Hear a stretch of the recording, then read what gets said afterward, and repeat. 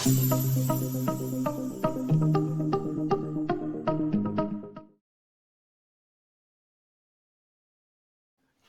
right, today what we're going to talk about is taxes, taxes, taxes. There's a rule that got put in place in 2019 that we're seeing today that are affecting a lot of federal employees who are having to retire, in emergency situations. Most of you wanted to retire 5 years from now, 3 years from now, whatever it is, but you wanted to retire on your terms. But now you're forced to retire and make this plan, and you're having to kind of try to catch up and just get a hold of things in a hurried way. And so one of the things that we've seen come up a lot is taxes. So what I want to do today is discuss this rule that got changed in 2019 that can make a big impact on you and your family. And so the rule that we're talking about is the Secure Act. This rule got passed in 2019, and it removed what used to be called the Stretch IRA. And what the Stretch IRA allows you to do is to take your heirs to take the money that you've had and stretch it out into their required minimum distribution time frame. But now that is completely changed. And so with the 10-year rule, who this impacts the most is your non-spousal heirs. That's your children, your grandchildren. And what that means is they have to remove all the money that you have in your traditional TSP, traditional IRAs, basically qualified accounts, and put it into their names, but they have to count it as income, right? And they'll be taxed on it as ordinary income, right? And one of the things that we've noticed we noticed in one particular case, especially if you're on our email list, I sent the story out the other day, is if your kids aren't educated on this, or you're not educated on this, and you're receiving money from your parents, then this can cause issues, right? And so we were talking to a client recently. He got referred to us by his mom's best friend. It was a coworker, and he inherited $500,000 from his mom. And he hadn't began to act on it. He hadn't began to start. Him and his wife hadn't began to receive the money yet, right? And so in his case, if you've been in the TSP over the last 2 years, not this year, but 2003, 2004, your TSP has grown significantly in that time frame. And he had the money in the C fund, so his mom account grew a lot, right, and went from 510 to around 618, just in that time frame. And so the money grew, right? And so the issue is, because he didn't take the money out at the time, any money out at the time, instead of 10 years now, he has 9 years, or 8.5 years, sorry, to withdraw that money, right? And so because of that, he's married, he's a high income earner. Now he has to withdraw the money, put it into his name, but when he does that, he gets taxed ordinary income. Who wins in that situation?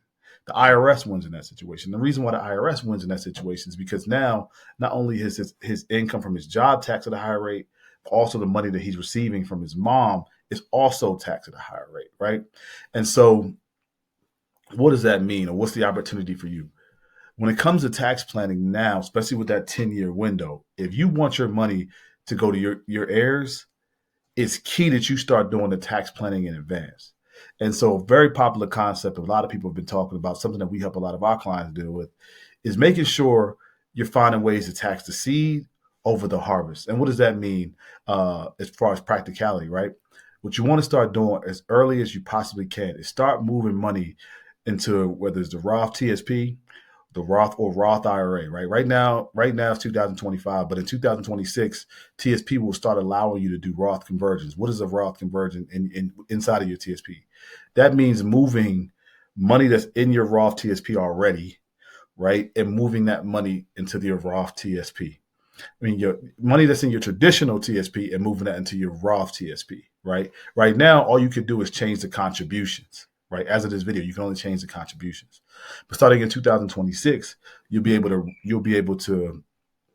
move. Let's say you have $100,000 in your traditional TSP, you'll be able to move money from that account into the traditional TSP. And what that does is you pay the taxes when you do that rollover, right?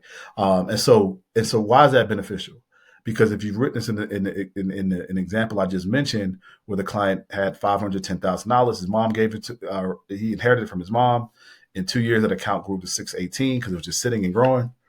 That money, that $118,000 $108,000 that in interest and earnings that occurred is taxed. If that money was in a Roth account, that money would have been all his, right? But the IRS is going to get a portion of that.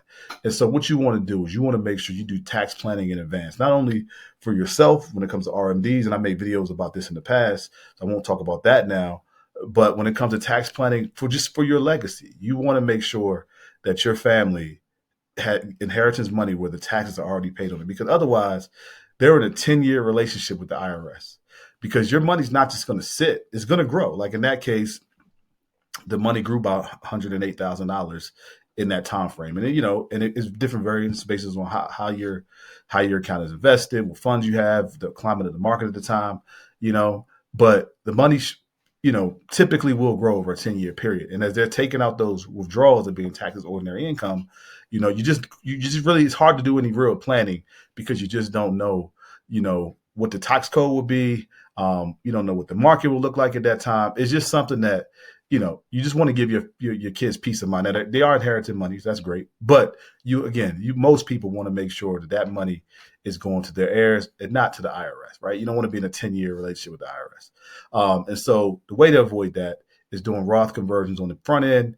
If you're in your mid-career, start just putting more money into your Roth TSP if that fits you, but again, talk to your tax professional and make sure. I'm just giving you uh, insight into how the tax code has been changed when it comes to inheritance of your TSP and other IRAs. Again, if you want to talk about this, we can take you through our TSP finish line process. My aim here is just to report information and stuff that's been common concerns that we see with a lot of our clients here at Fed Legacy. Hope this video helps. If you have any questions, again, book a call with us at fedlegacycall.com. Comment below plan, and our team will get to you as well. So hope you're having a great day. Talk to you soon.